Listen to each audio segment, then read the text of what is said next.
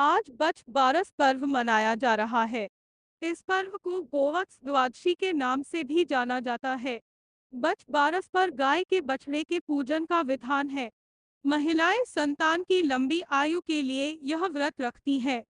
मान्यता के अनुसार बछ बारस का व्रत रखने के साथ इसकी कथा सुनने से दोगुना फल की प्राप्ति होती है। बछ बारस व्रत कथा। पौराणिक कथा के अनुसार एक गांव में साहूकार रहता था। उसके 7 बेटे थे। एक बार साहूकार ने तालाब की खुदाई करवाई थी, लेकिन 12 वर्ष बीतने के बाद भी तालाब नहीं भर सका। परेशान होकर साहूकार विद्वानों के पास पहुंचे और तालाब न भरने का कारण पूछा। विद्वानों ने साहूकार को तालाब भरने का तरीका बताते हुए कहा कि उसे उसके सबसे बड़े बेटे या सबसे बड़े पोते की बलि देने के लिए कहा। इसके बाद साहूकार घर पहुंचा और अपनी बड़ी बहू को उसके मायके भेज दिया। बहू के जाने के बाद साहूकार ने अपने बड़े बेटे की बलि दे दी। इसके बाद तेज बारिश हुई, जिससे पूरा तालाब भर गया।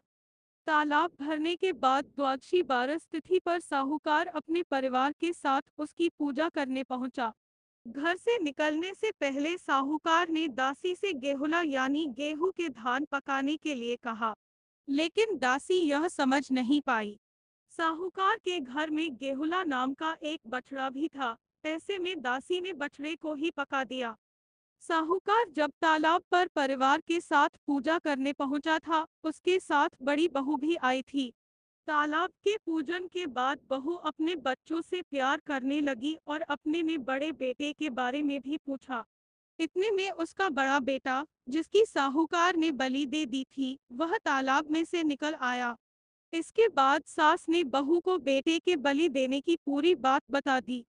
तालाब का पूजन करने के बाद परिवार घर लौटा। इस दौरान साहूकार ने देखा कि बछड़ा नहीं था।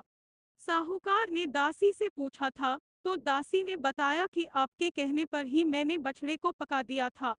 इसके बाद साहूकार ने बछड़े को मिट्टी में दबा दिया। शाम के समय जब गाय वापस लौटी तो वह अपने बछड़े की तलाश करने लगी और मिट्टी हटाने में जुट गई। इसके बाद मिट्टी में से बछड़ा निकल आया। साहूकार को भी इसकी जानकारी लगी, तो वह बछड़े को देखने पहुंचा। यहाँ उसने देखा कि बछड़ा गाय का दूध पी रहा था। इस घटना के बाद साहूकार ने यह बात पूरे गांव में फैला दी कि हर माँ को बछ बारस का व्रत करना चाहिए।